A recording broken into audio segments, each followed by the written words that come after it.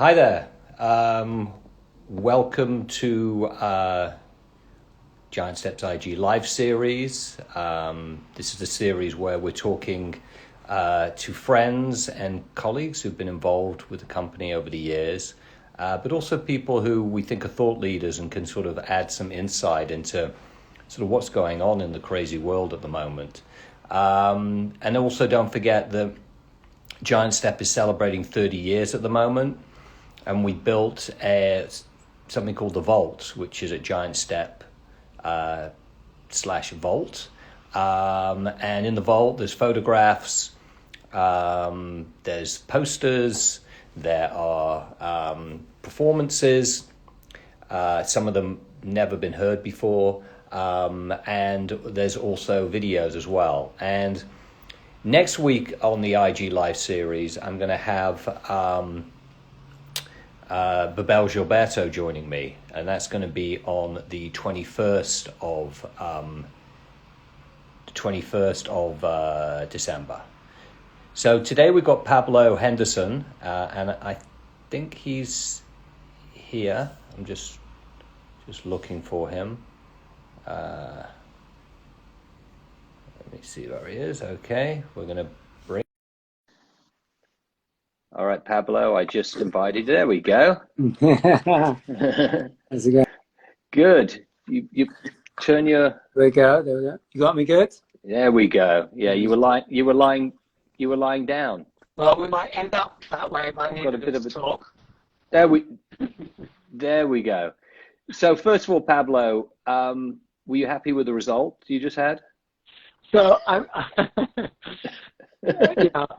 I spent every last minute trying to watch the last few minutes, and then I got logged on to this, so I missed the final score. We're at 1-1 when I dropped off. Yeah, you lost.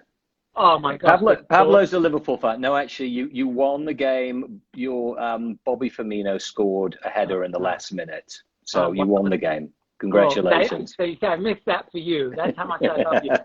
Wow, I was watching it. So, well, I know why you were watching it. Yeah, hoping that you would lose. So Pablo is a Liverpool supporter. I'm obviously not a Liverpool supporter. His team just won. But we're not here to talk football because I think we would. Some people would enjoy it, but I think some people would be quite bored by it. But I'm really happy to have Pablo here. Pablo, his current role is he's the vice president of marketing at Equinox Hotels. But we worked together at W when he was the global brand director.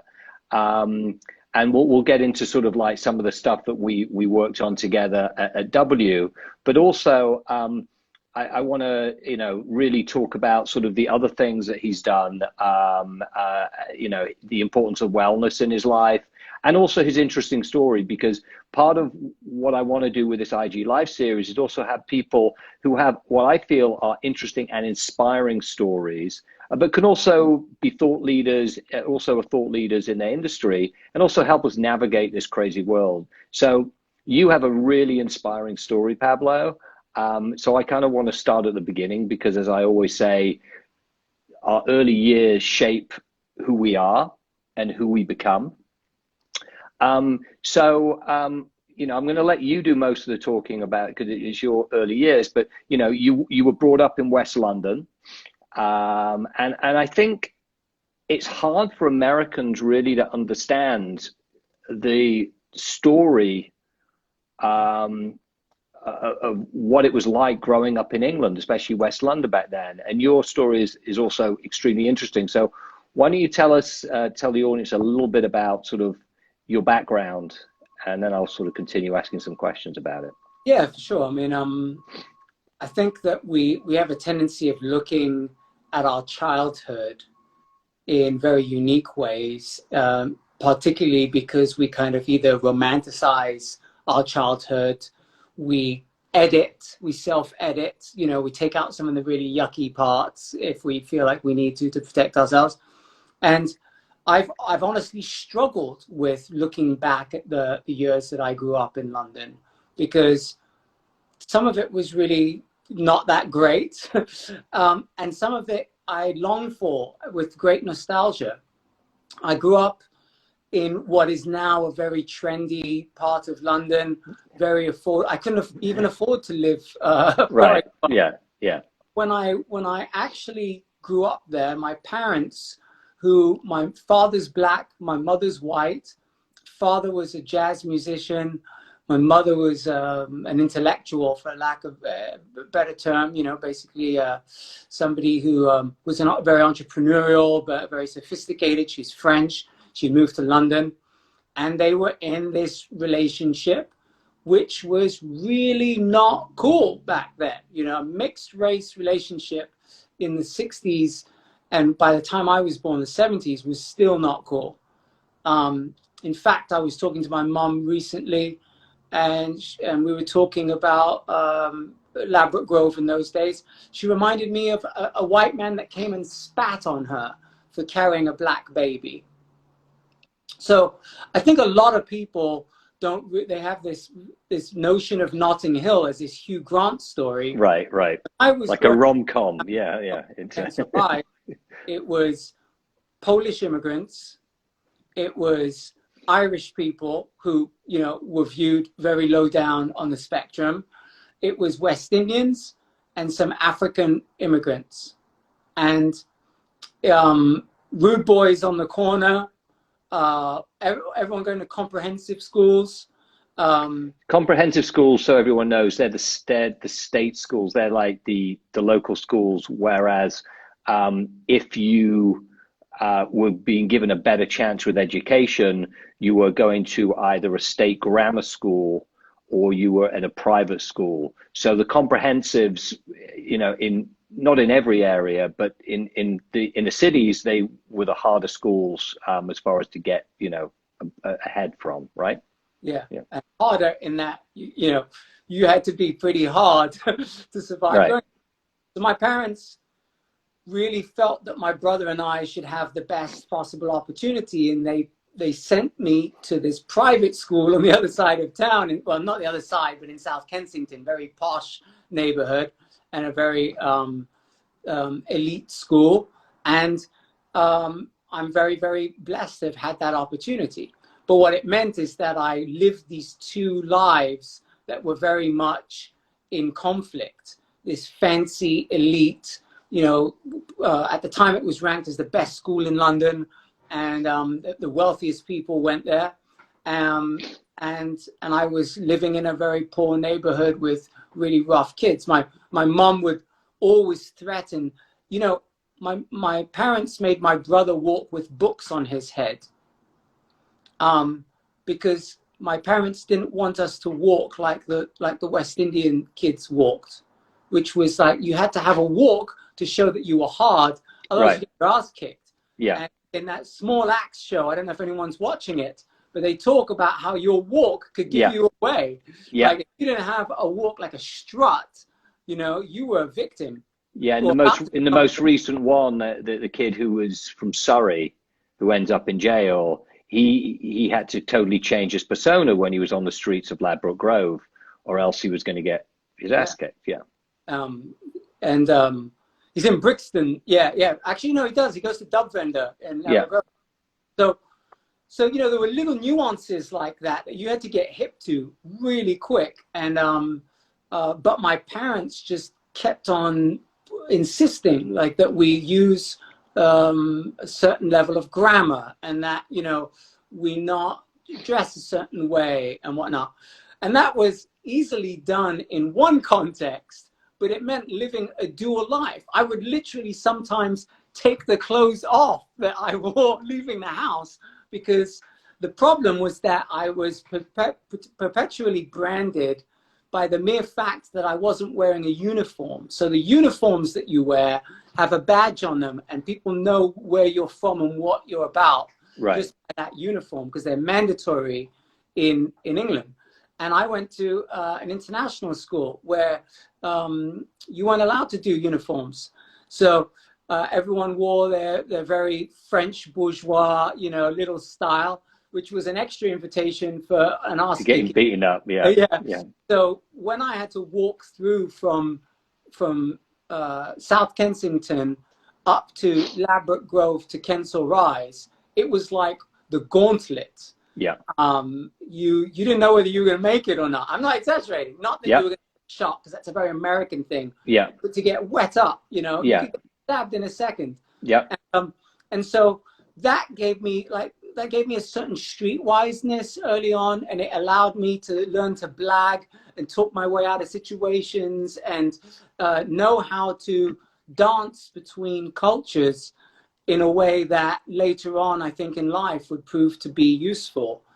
But it also exposed me to things that the kids in South Kensington were not getting exposure to, like reggae music, you know, and the steel pan. And, you know, I think, you know, my dad was a pioneer. He was a jazz musician and known and celebrated for his contributions to jazz music. But he's also known as the person that started the Notting Hill Carnival, which is amazing. I mean, that's incredible. I mean, for those that don't know, the Notting Hill Carnival that happens on bank holiday weekend at the end of the summer, which is the Labor Day in England, and it's the week before we have Labor Day here. It is probably I think the biggest street fair in the world, I would say. It's the largest street festival in Europe. Right. And it is just, it is it was the opportunity for the West Indian community to really celebrate who they are. I mean, you know, we have here the West Indian Parade on Eastern Parkway. West Indian Parade is nothing compared to the Notting Hill Carnival. It really doesn't even come close. We're talking millions of people. Yeah. And 28,000 police, metropolitan police officers to hold it down too. And, you know, and that's why this past summer I really struggled this past summer looking back at these riots and Black Lives Matter and whatnot, because it brought me back to a place where I remember growing up around all of that. You know, the riots in England made this past summer look like a joke. You know, they were full on. And so I guess I look back at some of that and I'm like, well, here I am. And that was 35 years ago, and nothing has changed really. Right. Those riots you thought were the riots that ended all, you know. We never see riots like that again. And here we are.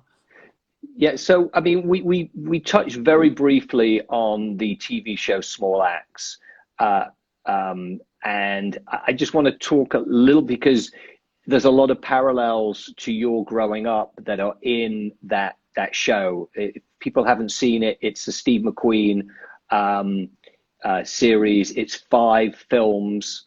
It's on Amazon Prime. It is absolutely incredible. And for me, I didn't grow up in West London. I grew up in Manchester. But the attention to detail as a timepiece is second to none. But you actually lived through. I mean, that's kind of like. So my older brother lived through the main era. I grew up in the 70s into the early 80s, and that's what they touch on. Yes, there are certain people that are highlighted from, you know, what was the British Black Panthers at the time, who were, you know, friends of our family and whatnot. But I was still relatively young, coming through like the main period. And now that they're getting into the 80s, that's kind of like my period of time. And I've struggled with it all, really, because, you know, I talked about how you look back at your childhood and you look back at your past with this different lens. There was a word that I heard in one of the episodes, maybe the second or third episode, and it hit me like I could have used the word, you know, like kite or something, you know, that you'd be like, what? Yeah. And it was the word half-caste. Yeah. People used to call me half-caste all the time, and it's not in a flattering way. And it's to describe someone who's, you know, neither black nor white. And I heard that word in the show, and I was just like, what? I haven't heard that. No one's called me that in a long time, you know? And so it's touched on many nerves. At first I was very skeptical, but I've been really impressed with the subtle nuance of, and the way he's taken certain things. And I realized that for so many years as a consumer of content, I have been underserved, that there's never really been shows that reflected my world in any way, where people of West Indian immigrants were the protagonists, and not Right. purely in a humorous way, Yeah. or as the butt of the joke, and that were not ancillary to a white protagonist that was really the key person whose narrative was being furthered along the way. And so I've watched several of these for the last, they come out on Fridays, and I've watched them not only with my own nostalgia of wanting to kind of, and the music is absolutely incredible. Oh, incredible. In fact, Carmen, who's on here, she said she made a comment about how brilliant the music is as well. Hi, yeah, Carmen. But it looks at dialect, and it looks at the influence of how some of these things have then had ripple effects. And so I think if you're into culture, anthropology, if you're into looking at how we get to where we are today and understanding some of it, it's a good exercise in education. Is every single one of them going to be something that you think is amazing or that you relate to? Probably not. You may even struggle with some of the language and the back and forth, but it's worth tuning into. And it's also worth people putting their money where their mouth is, because over this past summer, I heard everyone talking about, yeah, I'm going to do all this. I'm going to support Black lives here and that. Yeah. Watch the fucking show, you know? Absolutely.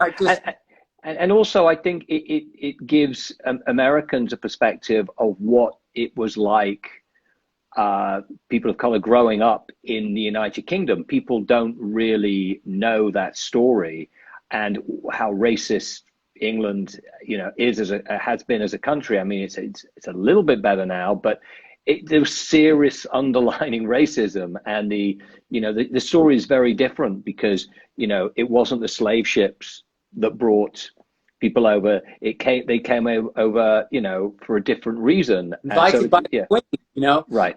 My ancestors were put on a slave ship and sent from West Africa to the Caribbean, and then my old man got back on a boat and went back to the same people that had sent him to send his ancestors to the island. And it was because after the war there was this, and we shouldn't spend the entire talk on this, but there was this deficit of labor because of the First and Second World War, and they needed these people to rebuild England, so they were invited there. My dad used to tell me about how when he got there, obviously no one would rent an apartment to these people, no one would help them in any way. It was really, really rough, and it was bloody cold. My dad really, really suffered with the cold. Well, that's why we all left. So. From the Caribbean, right? But the Teddy Boys, people don't talk about the Teddy Boys. These were, the skinheads were actually good people. People get that confused, right? The skinheads were people who loved West Indian culture and got into the ska music and all that originally. Some of them. Before it became the National Front and all of that. But the Teddy Boys, and this is in the 50s, were ruthless. They were gangs of working class white young men that went around just looking to beat up black people. And my dad would be, a jazz musician coming out of these clubs at 5 in the morning, and he said that if it wasn't for the milkman delivering milk, and him being able to use those milk bottles to protect themselves, they'd be done for. Wow. Yeah. Because you couldn't carry a weapon as a black man. In England, that was like a non-starter. Anyway, you should not use this for but again, it's interesting and important to position stuff with understanding your background compared to if you would have grown up in Atlanta, for example, which is kind of where we're going to go now. Because how did you get to the States? So I have to add one little caveat. Sure. of all those kids in my neighborhood, I was given more privilege, more access, more education, more travel, more financial benefit than anyone in my neighborhood. And that's how I was able to get to do what I did. And so I can't tell a story about growing up in Elaborate Grove and make it sound like I'm Jay-Z or someone who made their way out of the projects or whatnot. Yeah. That was not the case. A lot of privilege. And so just want to make that clear. But I did have a thirst for travel from a very early age. And at the end of the day, I still ended up finding my way to not do well in school and got kicked out of that private school and started traveling around. And I spent some time throwing parties and promoting. And this is during the time of rave culture and whatnot. And I went down to the Balearic Islands and I was throwing parties down there. And it was all going nowhere. But you were having a good time. That's the important part. Had no GRE, no SATs, no high school degree or anything. And then I went off to South America and I started working for the Carter Center, doing volunteer work. And then Jimmy Carter, yeah, and teaching French and working on elections. And then I went and lived in Africa for a year. Which part of Africa were you living in? I was in Ethiopia for 1 year. Wow. And that was an incredible experience. And all of this is like through osmosis between the dub music and the calypso and the rave and the emergence of techno and house music and acid music. And then living in East Africa and East African music and living in South America and in the Amazon with Brazilian music. It's all going into this brain in a weird way. And I'm the least musical person in the world, which was always this big thing. It's how the hell are you? You're the son of Russ Henderson and you can't play a musical instrument. But it's coming into me in a way that I know is going to manifest in other ways. Mm-hmm. So I go to East Africa and I realize that I've hit a bit of a plateau. I actually become an assistant director at the Carter Center. And it's amazing work, and I'm very fulfilled doing human rights work. And I get an opportunity to go to Emory, based in Atlanta, and I take it. And it's I've always been a big believer that you should do as many things in life to not close doors, mm-hmm. because eventually you run out of doors that are open. And when certain doors open, you got to go through them really quickly because they're not going to stay open forever. Correct. And when this opportunity came about, I was like, wow, I can really undo some of the screw ups from the past by going to Emory and let's see where this goes. And I'd always had a passion for psychology or pop culture, whichever you really you want to call it. It was just people really. And so I got a degree in psychology from Emory. And in my last semester, one of my mates, who was a Swiss guy who'd come into a decent inheritance and was in the business school, I was like, well, Pablo, what are you going to do? And all of my friends had lined up these cushy internships and jobs. And, oh, yeah, well, my father, got me a job at Anderson Consulting. Right. Oh, well, my uncles, blow. And I was like, fuck, I've got no one here. And I haven't done any of the things that I was supposed to do. I didn't go and interview for these internships or whatnot. And he's like, well, I'm thinking I'm going to go buy this nightclub in Buckhead, and I'd love you to run it. Now, he knew me as a party organizer, right, and that I was good with people. Right. So, and also with English being my first language, and I knew how to promote, which, you hear people talk about networking and whatnot. Learn how to promote, and you'll be able to solve all of those other things. I always say that networking is a couple of vowels away from not working. So you're absolutely correct. You need to learn how to promote because you're actually doing something. Yeah. And so we walk into this place, and there's this Persian guy that owns the club, and he says, look, I'm going to buy the club off you. And the guy says, I'm not willing to sell it all. I'll sell you 51%. and we get stuck with this other guy as our partner. And that's actually the best thing that ever happened, because I learned from school him. of hard knocks from this guy in being a nightclub owner. First thing he made me do, so I graduated on like May the 26th or something, right? Like, no, actually it wasn't before Memorial Day. It was like May the 17th I graduated. May the 18th, I started as the general manager and minority partner of this nightclub. I walk in on my first day, and the guy tells me, come here, we're going to get you sorted out. Takes me to the bathroom, and he says, take that shot glass out of the toilet. And I look at him, and I'm like, what? And I have one of those dishwashing gloves, you know, that's up here. And I've got my hand in the toilet, taking this shot glass that's wedged down in the toilet. Someone's dropped. And he said, first of all, you never ask anyone to do something you don't want to do yourself. That's the rule number one. Great lesson. Rule number two is if people can't piss, they can't drink. They can't drink. You're not making any money. Yeah. And try getting a plumber at 2 o'clock in the morning on Saturday. And if you ever make more than $400 an hour, you shouldn't be working here. And that's the price of a plumber on a Saturday, about $385 an hour. Yeah. Yeah. So that was a really valuable lesson in kind of setting out business priorities and how to manage other people. And I've taken that lesson with me for the rest of my life.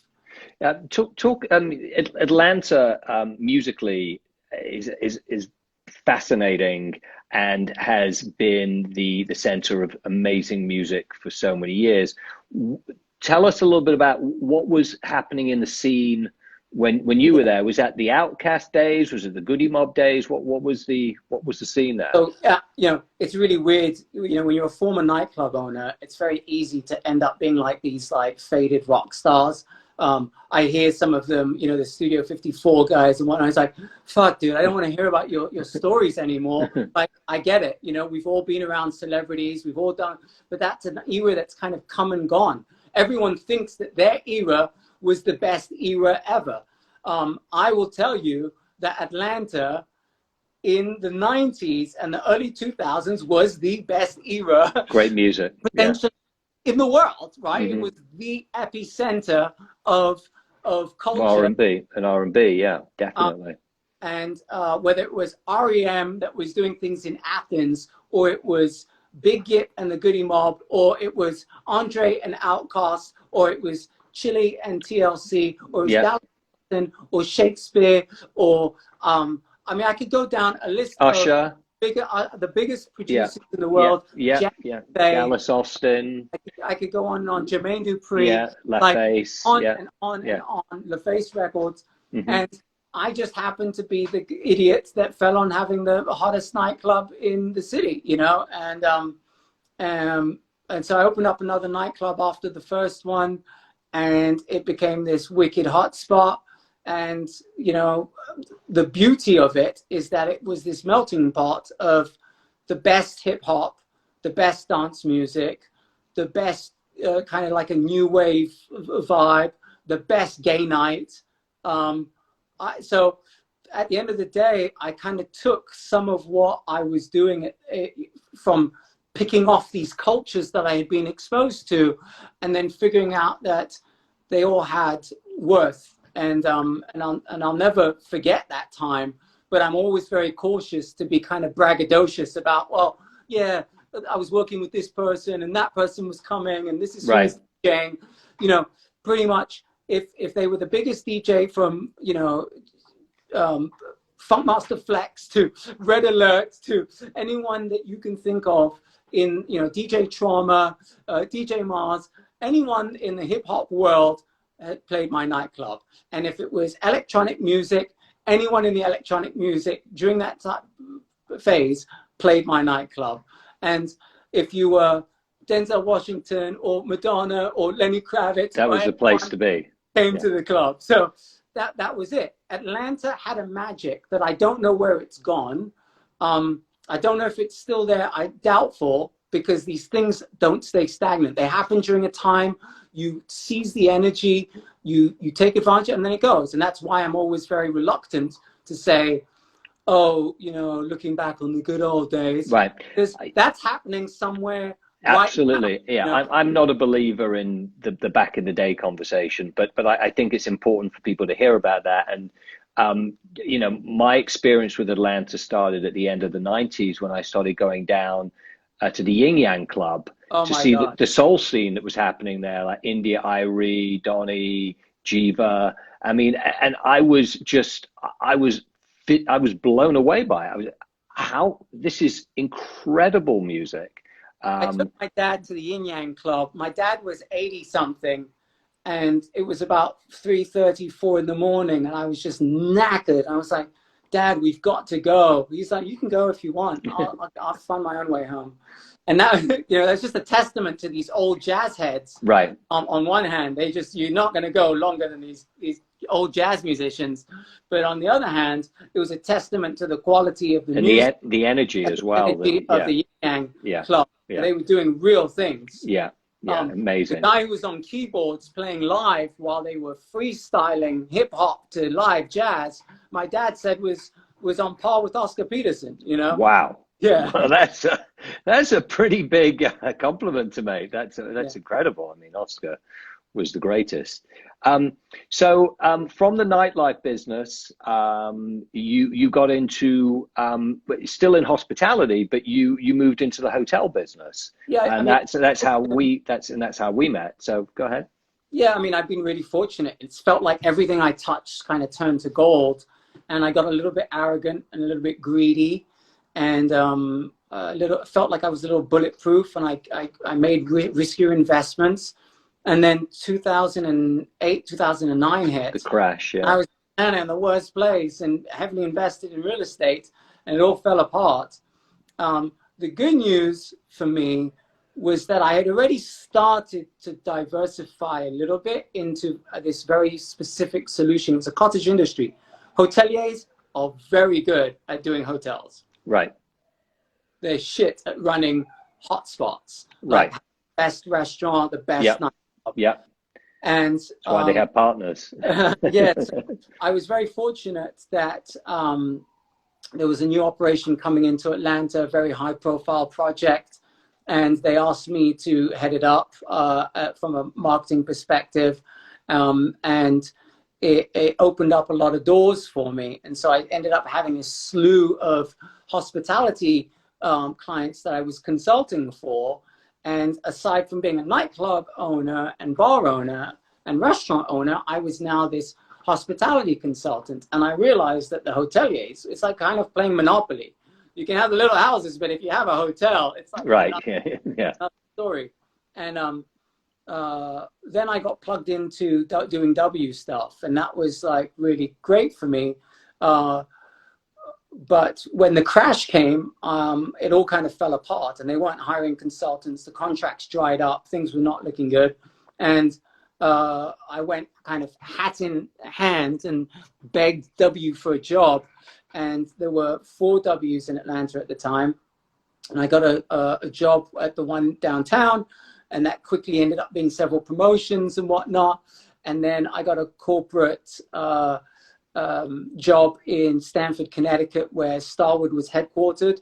And I saw that was another door that kind of opened for me. And I was like, here's the opportunity to jump through this door and start something new and kind of recoup the losses of 2008, 2009. So by this time it was 2011. I moved my family up to Connecticut, and we started like a new life. But for me, it was Pablo, the ex-nightclub guy. I owned nightclubs for 13 years. That's that's nightclub years and real years. That's about 100 years, right? Yeah. So, and I spent 19 years in Atlanta. Right. Wow. So by the time I got to Stanford and I became a corporate guy, it was interesting because the brand that I was leading was a French heritage brand. And And so here I was, full cycle, the guy who spoke fluent French. And now I let go of like the whole underground, tap into the underworld thing. And I really like lifted up the French lycée, fancy school vibe, and kind of started working the corporate thing. And it was a real education in how to navigate bureaucracy, administration, longer timelines. And I'm an entrepreneur. And so I was very fortunate in that I could bring an entrepreneurial spirit to the corporate world. Yeah. And meld those two things together. But I had also come from a NGO, non-governmental organization world when I was working in South America and in Africa. And that had provided, I also did another stint in Africa during all of that, in West Africa, in Cote d'Ivoire. So I worked on an election there too. And so what I saw was that in the political world, you needed to finesse things, and that there was a process for making things happen. So you can't just be the brash entrepreneur and like, yeah. Club is like make things happen from weekend to weekend. You got to grease the wheels. There's no faster timeline. Large corporations are very slow. Yeah. And so it became another education in kind of how to work relationships to some extent,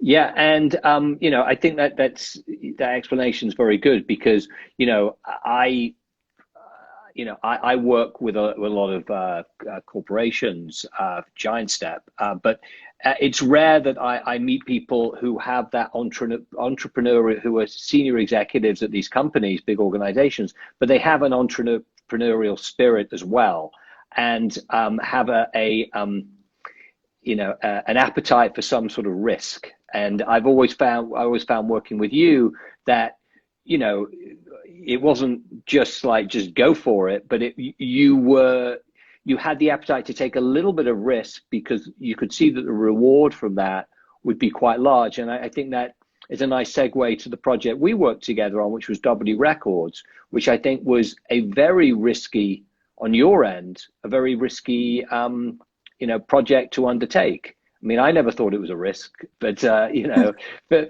for you to have that confidence in something like that, because it was something that the brand had never done anything like that before. So maybe it'd be good to get your take on how you came to think about that, and then contact us.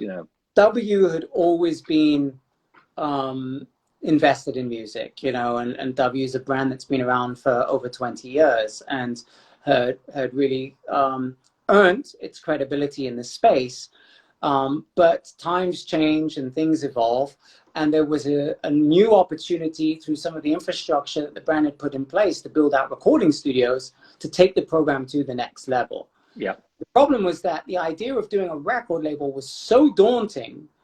You would need the right partner, and you would need the right cheerleader for the project internally to very much so.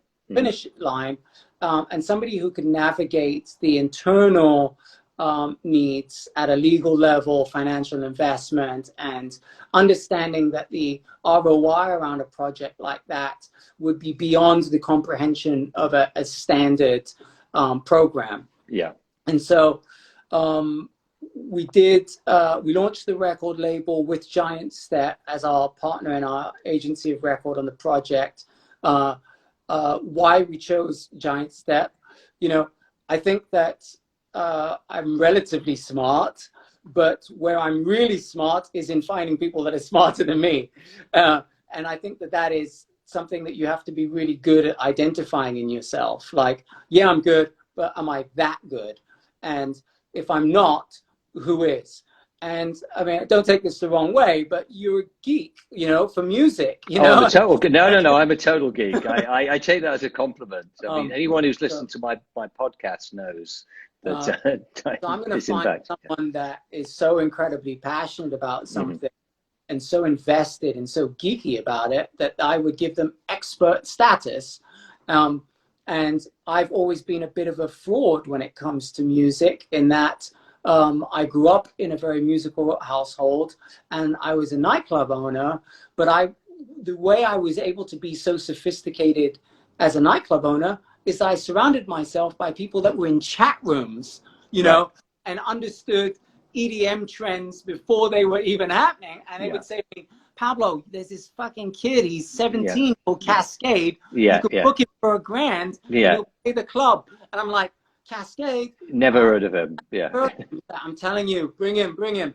And so, you know, those are the types of things that if you are so arrogant to think that you know, you miss out. But if you're willing to trust people that really, really know their stuff, then you're going to do well. And that's who Giant Step was for us. They had the full package, and there was not an opportunity to make a mistake on that project. And so you say risk.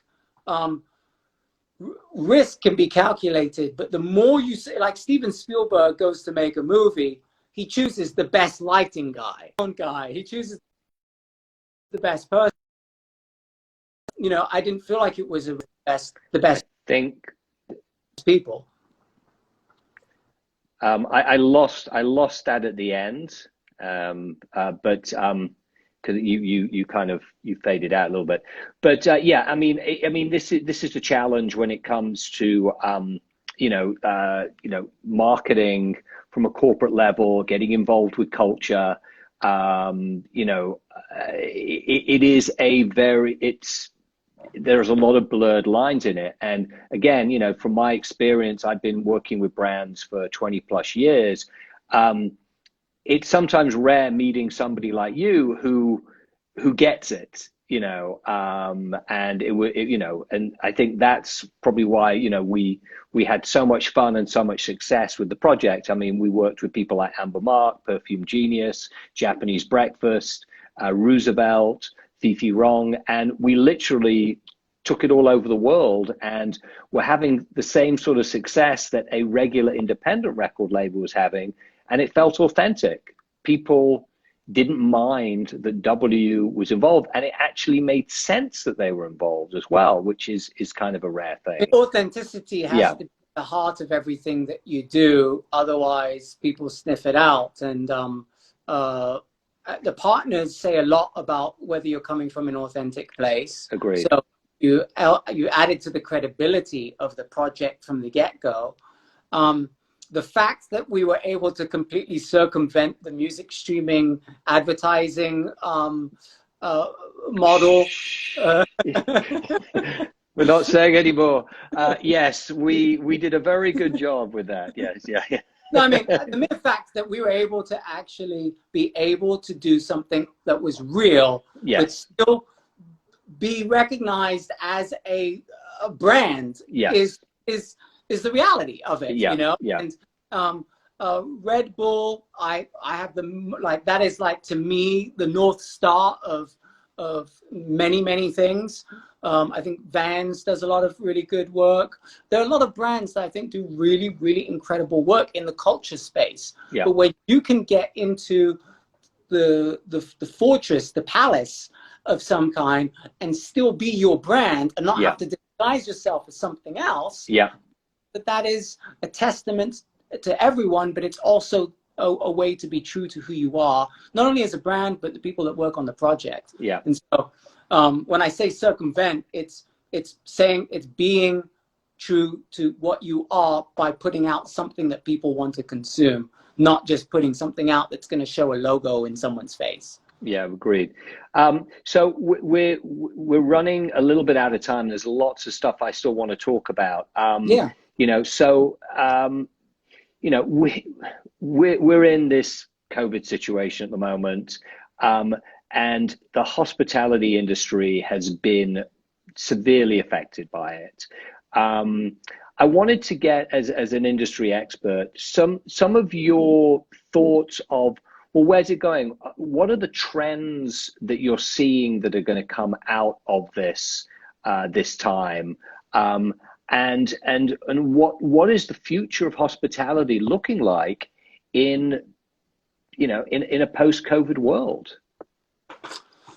I mean, I don't know that anyone's really got the answer to that because it's all speculative at this stage. I do know that the role of the innkeeper, and that's essentially what we are innkeepers, is to connect. Obviously, you provide a roof and a bed and a hot meal and a facility to be able to shower and bathe at a fundamental level. But as innkeepers, we are delivering culture. People are traveling, and it's our job to facilitate that for people. The trend that I see is that the role of the innkeeper has gone into, just as an innkeeper would have provided comfort food to the weary traveler, they are providing immunity boosting, wellness, comfort in this more holistic approach. And that I see as a growing trend. I see the return of hospitality is going to come not immediately. It'll be a process. And I don't think that it's going to come to one specific area. I think that you're going to see it manifest in a lot of different ways. Airbnb just went public, and they will enjoy a return of hospitality in its own right. So will large chain hotels. But I think a lot of the small boutique hotels are going to enjoy the return of people starting to explore. So it's all hinging on the ability to travel. Right. And the good news is that in all the surveys, the number one thing that comes up that people want to do when they get out of COVID is travel. Yeah. So that's a good indicator for me on the psyche of the future traveler. The other piece is that what we've seen is that content is driven by the landscapes, by the locations, the colors, the textures. And in order to create that, you need to be able to be traveling and create and telling a story. And we've seen influencers have really suffered during this time, right? Because they have no content to produce, no story to tell. And I see that being nearly what bombards us once we open back up. The trend around social distancing and hygiene and whatnot, hotels have always tried to tout that they were hygienic places and clean, and no one's ever wanted to stay in a dirty hotel, right? Like cleanliness is usually one of the top things that hotels work on. But I think that our understanding of cleanliness is going to change. Cleanliness is more of a state of mind. It's the environment that you've created. And I think that people are going to emerge from this state with a little bit of a PTSD on kind of like what a heavy year it's been. And some of the mental health solutions that will be provided when people travel are going to be a lot more prominent. I think of quiet spaces. I think of the role of music when people stay in hotels and how it may evolve. The role of the spa. I think that the destinations are going to potentially change. A lot of the travel has been driven by corporate travel. That's where the money has been. And those happen around, corporate epicenters, places like, New York, London, Tokyo, Paris, LA, Hong Kong. That's changing because people don't need to necessarily be in those cities. So you'll still get corporate travel. It's not going to go anywhere. You need to close a deal. You need to be face to face with people. There's a human connection. Yeah. But I think that some of the more remote locations are going to thrive. I think people are going to try there'll be a one-upsmanship of like how remote you went, how secluded, how isolated. And then I see the convergence of people combining passions with travel. So like, I might not have traveled for that football match. I might not have gone to Portugal to see my team play, but I will now. Right. I might, go to see that, art festival and combine it with travel.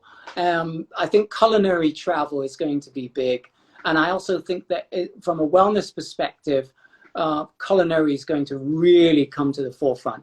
People are not just going to devour food for the sake of rich experiences. They may start turning towards what is the benefit of this experience, again, at a more holistic level. Yeah, no, I think you're absolutely right. I mean, I think we as humans have an urge and a want to travel, and it's going to happen in stages. I think at first it's going to be local. You're going to see domestic travel really like exploding pretty soon. As soon as the vaccine starts moving, might not be international travel. And we as humans have this curiosity about travel, which you just hit on. It's like we want to go places, we want to discover places, and we're like holding it in so much at the moment. So I agree with you. Think about how hard it used to be to travel. Yes. And people did everything to travel, right? Yes. Yeah. Yeah. So it's still not as hard as that, right? Yeah, like, absolutely. I mean, it became very, very easy. And I think the other area where we're seeing trend-wise is creativity. It's forcing us to become more creative in the way that we market, the way that we plan, the way we do business, the way we do everything. So, in the hospitality industry, that is how people are staying at hotels, how people are seeing the hotels when you're trying to promote them and advertise them, how meetings are happening, how physical events are happening. It's like we're being forced in every industry now to be super creative. And I think that ultimately is a good thing, because we're being challenged to change the way we think because we have to. So I'd like to think that, all the hardships that have come out of COVID, and there's been tremendous hardships, but hopefully we're not just going to go back to the same old. We're going to turn a new page. You think of all the great albums that were recorded in hotels, right? Bring it back to musical theme. I'm sure you could probably write a book on. Yes. But and hotels and chateaus, I would say. Yeah. It's going to be called Hotels and Chateaus. And they were all written during different periods of time. And so the hotel space provides an artist in residence environment. And you don't have to be, Drake or Led Zeppelin to benefit from that environment. And the inns always used to be at a crossroads. And I think that's a metaphor for the bringing people together. But also, we all come to various crossroads in our own lives. And I think that this year was one of those massive crossroads. And so I think the inn, whether it's at Airbnb or the big brands like Marriott and Hilton or the boutique operators, will find their place again. And I feel very optimistic about it all. I think we all have to be patient about trying to force things. It's kind of like an injury. We want to come out of the injury. Yeah, and not go back into the injury again. Yeah. We've got to manage our game time after being on the sidelines for a long time. And I think that goes with everything. I mean, it's like, you don't want to be going out every night. You're gonna, you're not used to it. Whereas, we were used to do that all the time. Very quickly before we go, I just want to touch on, your passion for wellness, because you're an avid runner, you're an avid fitness freak, and you've managed to merge that passion into your work as well. And now you're at Equinox. So we only have a couple of minutes, but if you can talk a little bit about how you're bringing that into your current workplace. Yeah, I mean, the entire brand is built off 3 pillars of movement, nutrition, and regeneration, and that's kind of an ethos of my life. I think in the past I haven't spent enough time on the regeneration piece, and I've gone a little too hard on the movement. But I think that we are especially well poised for this recovery, because I think that, and this is my dad's old saying, health is wealth. Unfortunately, we're in the luxury space. I don't think that wellness has been democratized enough. I think if you want really good wellness, it actually still costs you money, Yeah. so not for all the people right now. I think there eventually will be. For me, it's what gives me that extra level of energy in coming to work every day is that I'm working on a message and a belief system that I live in my personal life and in my work life. And I try to stay as diversified in my approach to wellness as possible. I think, when you look at the hotel space, you have some very unique opportunities, and sleep has become one of the main areas in this kind of resurgence of immunity building. It's an area where I have started to invest more time and appreciation personally, but we do sleep We very, spend very. we spend half our life sleeping, and we don't really put the effort into it that we do on the living side. You're absolutely correct, or the waking side, I should say. Yeah. Yeah, amazing. So, Pablo, I mean, we're coming Somebody to wants the to end. think of Falcon. Sorry? Yeah, Was that yeah. David This is Prince? Yeah, yeah, yeah. one of my projects with my son during COVID. Oh, wow. Yeah, we had to. That was David Prince who wanted to see it. So, We had a little baby, so we had to add another one. wow. Oh, and I just fired one of the lasers by accident. Don't shoot That, anyone. yeah. Well, Pablo, thank you so much for joining Yeah. me as a guest. It was Thank you. fantastic, insightful. It was great hearing your journey. And I look forward to seeing you in person very soon. Thank you everyone for joining. As I mentioned, we'll be back again on the 21st. We have Babel Gilberto as our guest. We're Wow. very excited about that. And I feel as like always, chocolate now. I mean, you feel that's like like. what, chopped liver? No, no, no. It's a double feast. And as always, go to giantstep.net, check out the vault, and follow us at Giant Step on Instagram. Everyone stay safe. If you're in New York, stay inside. It's snowing out there apparently. And see you all soon. Thank you. Thank you, Pablo. Good night. Bye, Bye-bye. Maurice. Bye-bye.